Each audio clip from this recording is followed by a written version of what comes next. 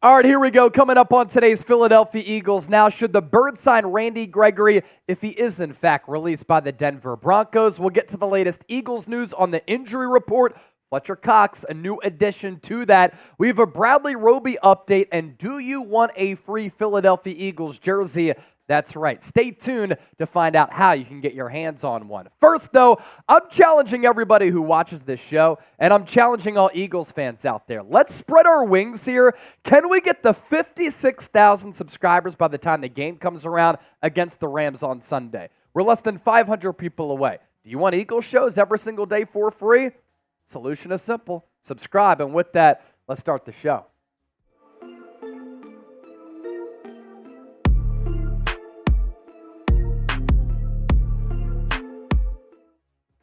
So the Denver Broncos most likely going to release edge rusher Randy Gregory, who they just signed to a massive deal in free agency last offseason. And a lot of Eagles fans have been hitting me up all throughout the day asking me, Chase, could Philadelphia partake in the interest for Randy Gregory? As of right now, he hasn't officially been released. Denver Broncos looking for a trade partner right now, but oftentimes when it comes to a scenario like this, a lot of teams know that the value of the player is diminished. The organization that's set to release him doesn't really like him, so they're going to use leverage on their side, wait until he does get cut, and that's when they'll pounce. I've also gotten this question too, does he have to go through waivers? No. He does not have to go through waivers. He would become a free agent, and it works out for the acquiring team to sign him because then you're not tied to that large financial duty because he did ink a 5-year, $70 million contract with the Denver Broncos after a botched deal with the Dallas Cowboys 2 off seasons ago. Looked as though he was going to go back to Dallas. He spurns the Cowboys because of some contractual differences in the language of that deal, and I think Denver was offering to pay a little bit more. So then he goes to Denver. He signs that deal. Broncos defense has been a mess this year. They were not good last year, and the reason why they're set to let him go most likely, the Broncos, according to reports, quote, want to focus on some younger players right now. The player that is Randy Gregory, a lot of you are familiar with him because of all those years spent with the fraudulent Dallas Cowboys, has not been a good player this year. A bad investment for Denver because of the play this year, but also because he's barely been available. In 2022, though, he did play pretty well before going down with the knee injury very early in the season, and that kind of lingered all throughout the year. So you're looking at a player here who in 2022 played well, in 2021 was performing well with the Dallas Cowboys. That's why he got that deal. He plays an important position, hasn't really lived up to that contract. Is he healthy now? He'll obviously have to go through a physical, but you look at what he did in 4 years with the Dallas Cowboys. 2015, 2016, only 14 games played. He's run into some legal situations throughout his career. 20 tackles, 1 sack in 2015, 2016. Starts to find a groove, 14 games played in 2018, where he starts to live up to the potential that a lot of people saw from him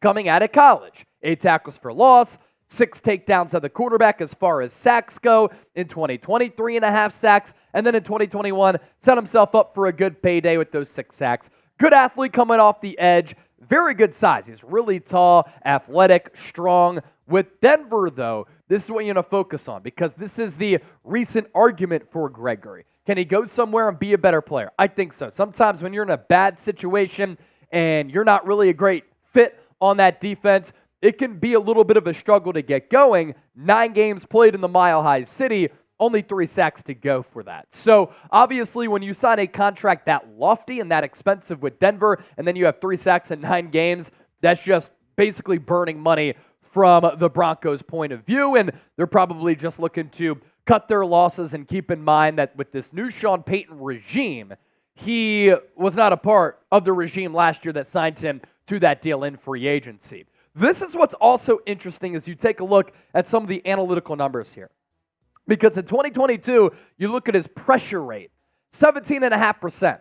Best of his career, and really the other years didn't come close to the 17.5% that he had with Denver prior to that knee injury. In 2023, Vance Joseph is their DC. It's down to 8.9. So basically cut in half there. In 2021, 14%, 2020, 13.7. I'll always say this about quarterback sacks. Sometimes I look at it as wins and losses for a pitcher. It's not the most important statistic for an edge rusher. Look no further than a guy like Brandon Graham, who last year had 11 sacks, which was a career high, and before that, he wasn't a guy who totaled a lot of sack numbers. Sometimes it's about quarterback hits, quarterback pressures, and just being a presence and collapsing the pocket. But could the Eagles use some edge help here? Philadelphia ranking 17th in the National Football League with only 11 sacks throughout the first 4 games of the season. The NFL high is 16, currently held by the Buffalo Bills. I think that Philadelphia is going to become a better team as far as producing sacks. They've been a little bit slow. You have a new defensive coordinator. Teams have probably switched up a little bit with trying to get the ball out quickly, like the game plan that Washington had on Sunday with Sam Howell, where he didn't really allow that pass rush to get home all throughout the day. They did a little bit with some of those quarterback pressures and still had good sack numbers. But when you're going up against Philadelphia, one of the points of emphasis offensively for the opposition, get rid of the ball quickly. We can save our quarterback. We're not going to turn the rock over. And especially when we're playing at Lincoln Financial Field, the Philly fans, they see a sack by Haason Reddick, place gets litty, it becomes a very difficult place to play. From that, you segue to the Eagles sack leaders here. And this kind of goes to show you the slowish start that Philadelphia's had. I guess we were spoiled last year, right, when the Eagles had 70 sacks, 15 more than any team in the regular season. This year, those numbers are down. Still, again, not bad at 11. It could be a little bit better, but it is a little bit of an issue. And Nicholas Morrow, who started the year on the practice squad and then got added to the active roster after the Nakobe Dean injury, is leading the way with 3 sacks. Josh Sweat, 2.5. Jordan Davis, 1.5. Jalen Carter, 1.5. Haason Reddick, 1.5 as well. I thought it was going to be a sack party against the Commanders. I had called for 7. I think they had 5. I still think better days are ahead. As far as it goes with Randy Gregory, I'm not sure if Howie Roseman is going to get involved. I think he wants to see how this current crop of players does produce. What do you think, though? Should the Birds target the former Cowboy and former Bronco if he is indeed let go? Give me an S for sign or a P for pass. We want to hear from you down in the comment section right now. I mentioned off the rip, do you want a free Philadelphia Eagles jersey? Here's how you can rock some new Eagles threads. You go to chatsports.com/EaglesBet. That's our sportsbook partner, BetUS. You enter the promo code EAGLES125. You sign up, you deposit $100 or more. Automatically, upon using our link in our promo code, you get $125 back. Simple math, $225 to game with. Make your first bet, and then email us that you followed all of those steps, jersey@chatsports.com. A lot of different jerseys available, midnight green, men's, women's, white jerseys, Kelly green jerseys. Let us know what you want, whatever's available. We can try to get that to you, even though there might be some limitations depending on when you hit us up, when you sign up, and the jerseys available. That is BetUS. Chatsports.com/EaglesBet. Promo code EAGLES125. Plug in that link in that promo code. Follow all of those steps. Take a screenshot if you need to, and we will get you a free Philadelphia Eagles jersey.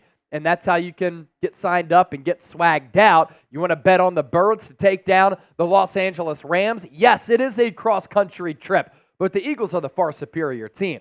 -4, I love it. I didn't like the Eagles last week with that number against Washington. I do like this number a little bit better. Over-under, highest it's been in an Eagles game this year at 50.5. I'm 4-0 straight up. 3-1 against the spread. So there you go. Make some money if you want to, or if I'm wrong, I'm just fraudulent. You could type F Chase in the comments. All right, latest Eagles injury news. Let's round out there. And then some takeaways from another Eagles practice today. These players not practicing on this fine Wednesday. Britain Covey, concussion. More on him in a moment. Fletcher Cox, a new addition to the injury report. Originally, it was a rib injury that he's been dealing with. Now a back. We'll continue to monitor his status all throughout the week. He's been one of the best defensive tackles in the National Football League.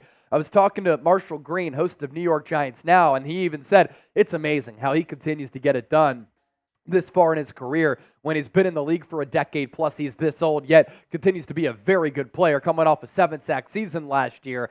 Cam Jurgens, of course, week to week with that foot injury. He is not going to be able to play against the Los Angeles Rams. Marlon Tuipulotu has a triceps injury. And then this is kind of good news here.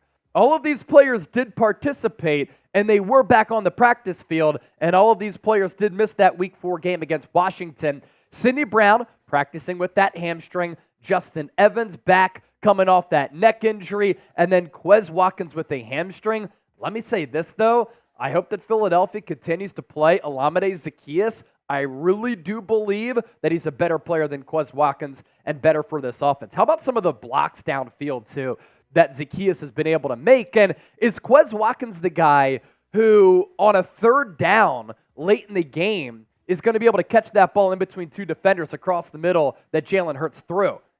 Probably not, because Quez Watkins is usually used on the outside. So I really like him as a possession wide receiver and complement to A.J. Brown and Devontae Smith. There is this news on Britain Covey. He did not participate in practice, but while he's still in concussion protocol, was out there running around at the NovaCare complex, could have a shot to play on Sunday. If he can't, expect Zaccheaus to be the punt returner. I would imagine Boston Scott would be the kick returner. Maybe Devin Allen gets elevated to the active roster once again. E.J. Smith, also of the Philadelphia Inquirer, based off individual drills, looks like Landon Dickerson is the new backup center with Cam Jurgens sideline. He did play center at Alabama. Eagles drafted him, moved him over to left guard, but does have experience there, and we know that he is critical to the brotherly shove. Anybody who doesn't like that play, you're a phony, you're fake, and you're soft. Bradley Roby update. Him and Nick Sirianni both saying that he could play either outside or inside. We talked about the Roby signing on yesterday's show. Go back and watch it if you want my instant reaction breakdown of the numbers that he's put forward in his career since being a first-round pick out of Ohio State. He spent some time with the Denver Broncos, with the New Orleans Saints, Houston Texans, but I think that's why Philadelphia brought him in. The flexibility to play outside or inside. We weren't sure yesterday when we talked about that breaking news if he was going to get signed to the active roster or the practice squad. He has been signed to the practice squad, so he would have to be a game day elevation if he were to play against the Rams, and we'll certainly monitor that situation as well because those types of things are fluid. If you're still hanging out with us, you're still watching the show, give me a real one down below because we appreciate you for being here with us and supporting the program. And if you want to interact with me on social media, you can find me on X, formerly known as Twitter, at Chase_Senior. I'm on Instagram, IG, Insta, as some of the young cats say, at Chase_Senior as well. And we'll be back tomorrow with more Eagles news.